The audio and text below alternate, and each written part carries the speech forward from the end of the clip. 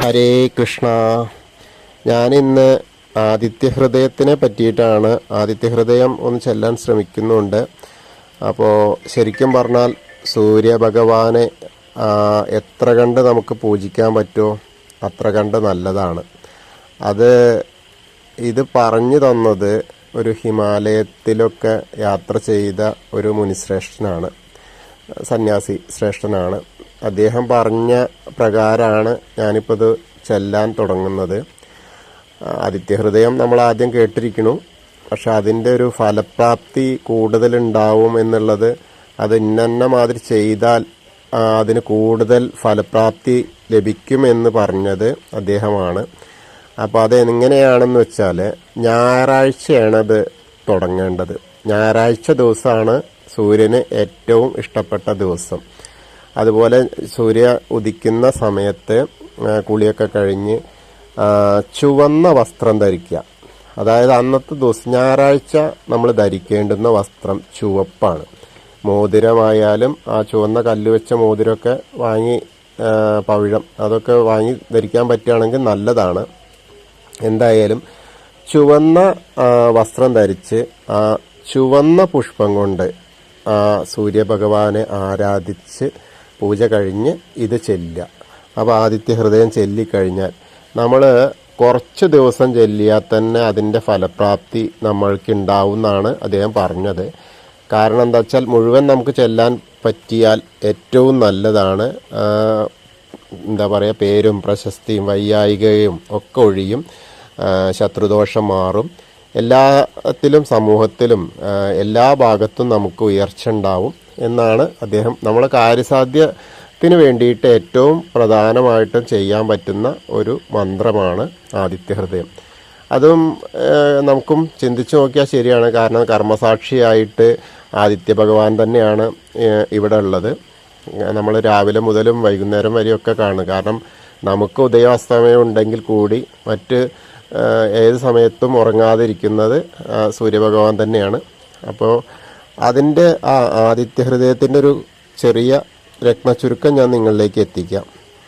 ഇത് വാൽമീകി രാമായണത്തിലെ യുദ്ധകാണ്ഡത്തിലെ 107 അധ്യായത്തിലാണ് ഇതിൻ്റെ വിശിഷ്ടമായ ആദിത്യഹൃദയ സ്തോത്രം വരുന്നത്.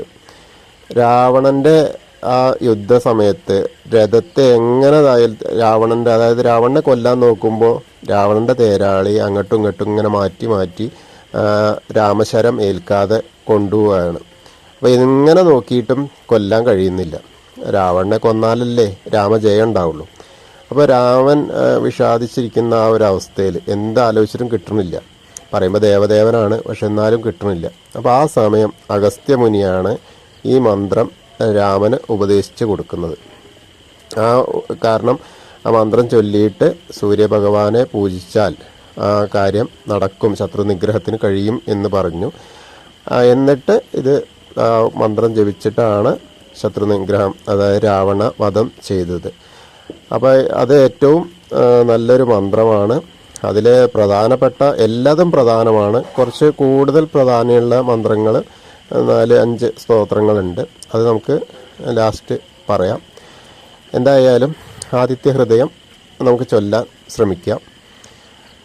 അപ്പോൾ എല്ലാവരും കൂടെ ചെല്ലുക, പറ്റാവുന്നവരൊക്കെ ഒന്ന് ചൊല്ലിക്കോളൂ. കാരണം അത് നല്ല കാര്യമാണ്.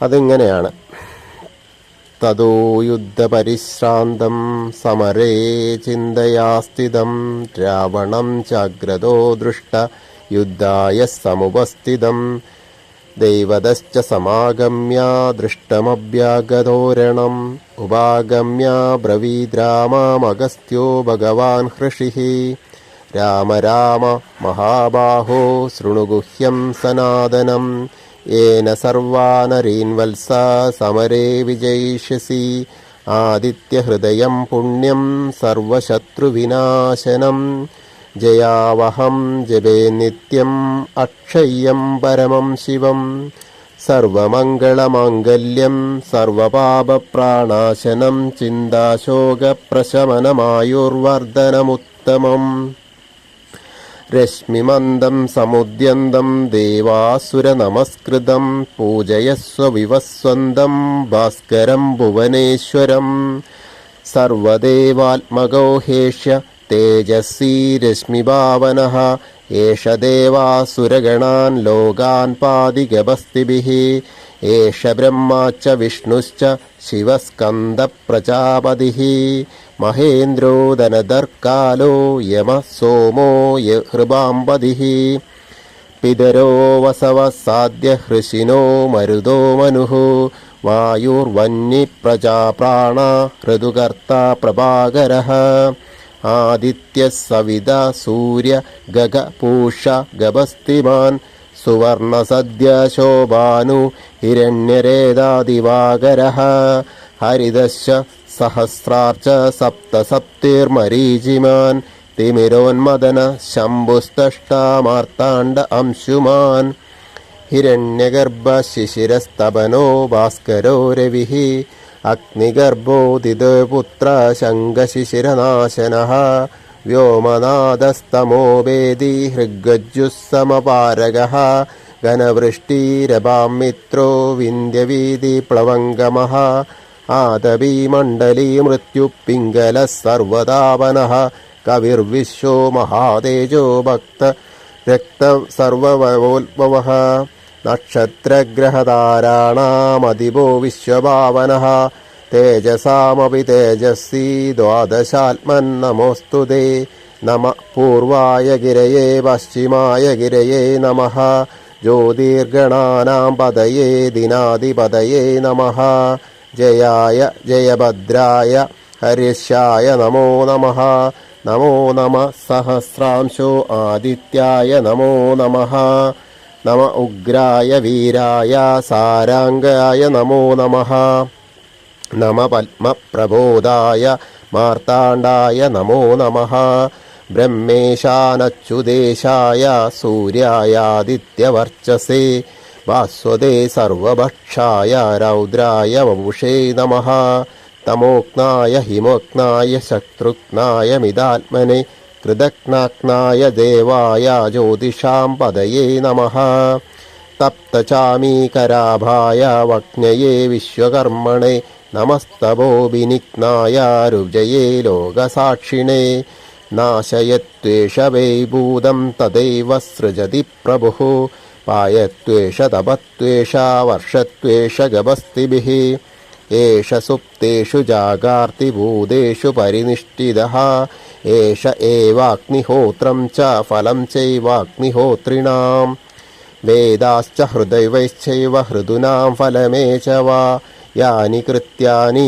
ലോകേഷു സർവ ഏഷ രവിപ്രഭുഃ ഫലശ്രുതി ഏനമാപുൽസു കൃചേഷു കാന്താരേഷു വയേഷു ച കീർത്തയൻ പുരുഷ കശ്ചിന്നാവസീദതി രാഘവഃ പൂജയസ്സൈനമേകാഗ്രോ ദേവദേവം ജഗത്പതിം ഏതത് ത്രിഗുണിതം ജപ്ത്വാ യുദ്ധേഷു വിജയിഷ്യസി അസ്മിൻ ക്ഷണേ മഹാബാഹോ രാവണം ത്വം വദിഷ്യസി ഏവമുക്താ തദാഗസ്ത്യ ജഗാമാ ച യഥാഗതം ഏതച്യുതാ മഹാതേജ നഷ്ടശോകാഭവത്തദാ ധാരയാമാസ സംപ്രീതോ രാഘവപ്രിയതാത്മവാൻ ആദിത്യം പ്രേക്ഷ്യ ജപ്ത്വാ തു പരം ഹർഷമവാപ്തവാൻ ത്രിരാജമ്യ ശുചിർഭൂതാ ധനുരാധായ വീര്യവാൻ രാവണം പ്രേക്ഷ്യ ഹൃഷ്ടാത്മാ യുദ്ധായ സമുവാഗമത്